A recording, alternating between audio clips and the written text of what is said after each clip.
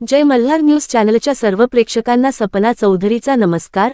आदिवासी समाजाची समृद्ध कला, संस्कृती आणि अस्मिता अधिक व्यापकपणे समाजासमोर यावी या उद्देशाने बिरसा कला संगम ही महत्त्वाकांक्षी मोहीम हाती घेण्यात आली असून या माध्यमातून आदिवासी कलाकारांचा सन्मान, ओळख आणि संधी वाढविण्याचा प्रयत्न सुरू असल्याचे प्रतिपादन डॉक्टर अशोक उईके यांनी केले।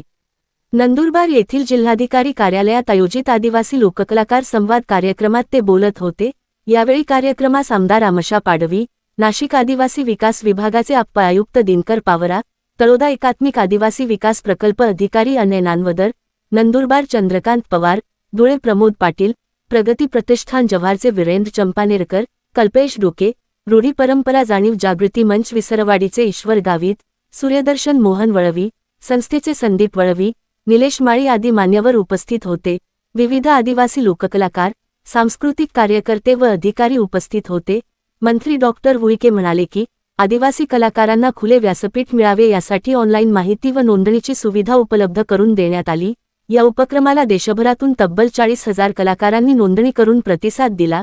हे या मोहिमेचे यश दर्शवते। जोपर्यंत तळागाळातील आदिवासी माणसाशी नाळ जोडली जाणार नाही तोपर्यंत आदिवासी समाज समजून घेता येणार नाही, असे सांगत त्यांनी या संवाद माध्यमातून आपण थेट समाजात आलो असल्याचे स्पष्ट केले। गौरवशाली आदिवासी संस्कृती जपणे ही काळाची गरज असल्याचेही त्यांनी नमूद केले।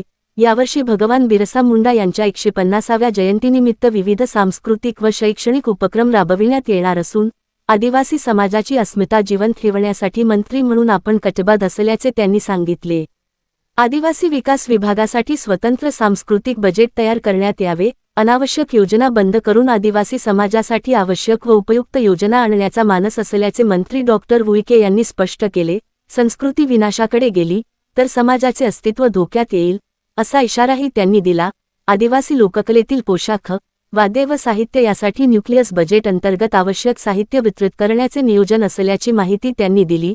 आदिवासी विद्यार्थ्यांना त्यांच्या बोलीभाषेत शिक्षण मिळावे यासाठी प्रयत्न सुरू असून येणाऱ्या काळात टीआरटीच्या माध्यमातून भाषा व संस्कृती जतन करणारे संग्रहालय उभारण्याचा मानस असल्याचे त्यांनी सांगितले। मातृभाषेत पुस्तके व शिक्षण नव्या शैक्षणिक धोरणात समाविष्ट करण्यासाठी प्रयत्नशील असल्याचेही त्यांनी नमूद केले। आदिवासी समाजाच्या इतिहासाला नष्ट होऊ देऊ नका, अपप्रचाराला बळी न पडता वास्तव स्वीकारा, असे आवाहन करत शेवटच्या कलाकारालाही त्याच्या सुप्त गुणांना वाव मिळाला पाहिजे, असे मंत्री डॉक्टर उईके यांनी ठामपणे सांगितले। दैवत आणि अस्मिता जिवंत ठेवण्यासाठी सर्वांनी एकत्र प्रयत्न करण्याचे आवाहन त्यांनी शेवटी केले। यावेळी विविध स्पर्धेतील विजेते ग्रुप व कलावंत, विद्यार्थी यांचा सत्कार मंत्री डॉक्टर उईके यांच्या हस्ते करण्यात आला। या कार्यक्रमामुळे नंदुरबार जिल्ह्यातील आदिवासी लोककला व संस्कृतीच्या जतन, संवर्धनाला नवी ऊर्जा मिळाल्याची भावना उपस्थित कलावंत व अभ्यासकांमधून व्यक्त करण्यात आली।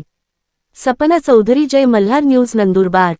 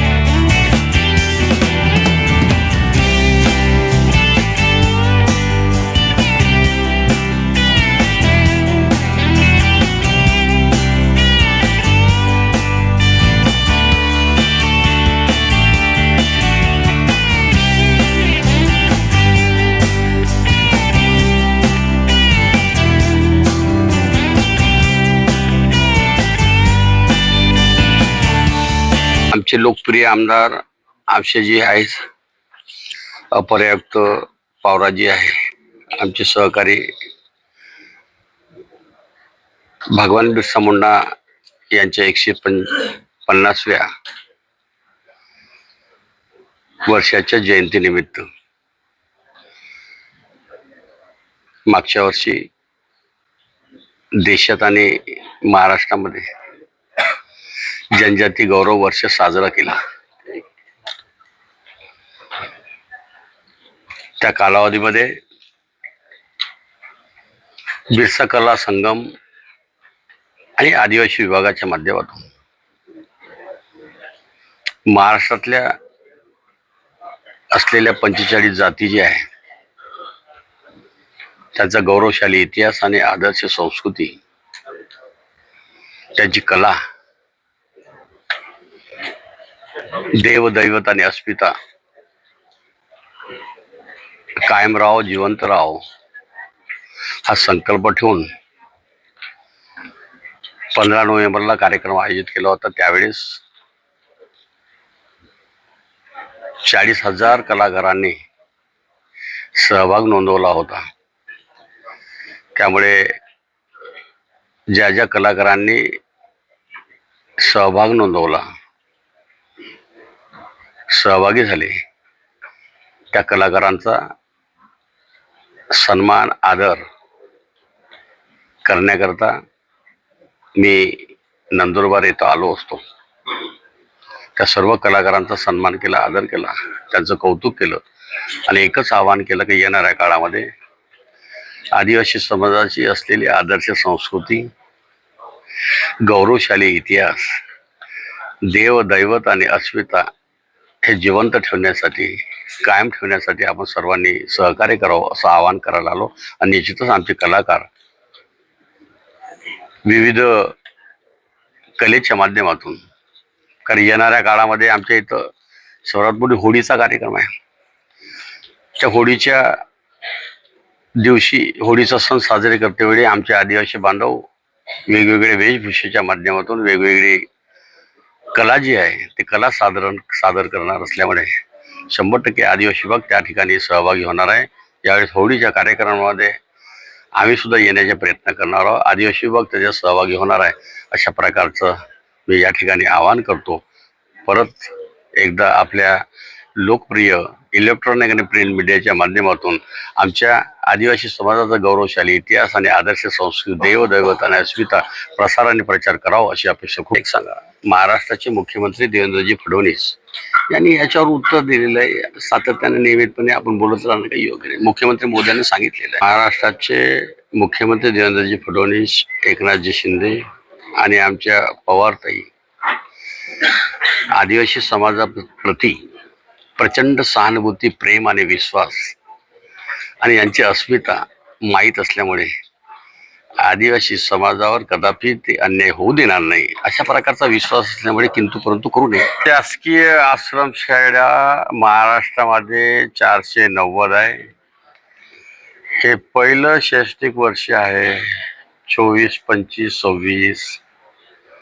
शासकीय आश्रमशाळेमध्ये शिकणारे विद्यार्थी जे आमचे आदिवासीचे गरीब कुटुंबाचे विद्यार्थी असल्यामुळे त्या विद्यार्थ्यांना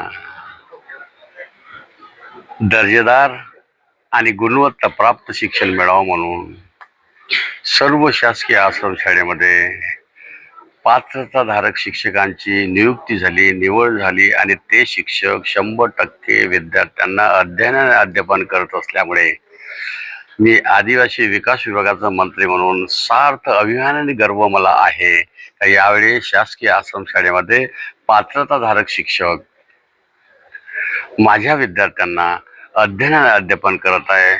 एकही विषयाचा शिक्षक नाही बा असा विषय यावेळेस नाही। आदिवासी विकास विभागाच्या माध्यमातून कठोर कायदा करण्यात येईल। आमच्या मुलामुलींच्या बाबत होत असलेल्या अनियमित आणि तक्रारीबाबत, ती नामांकित शाळा असो, अनुदानित आश्रमशाळा असो, शासकीय आश्रमशाळा असो, भविष्यात कोणी हिम्मत करणार नाही माझ्या मुलीवर अन्याय करण्याची, हा माझा शब्द।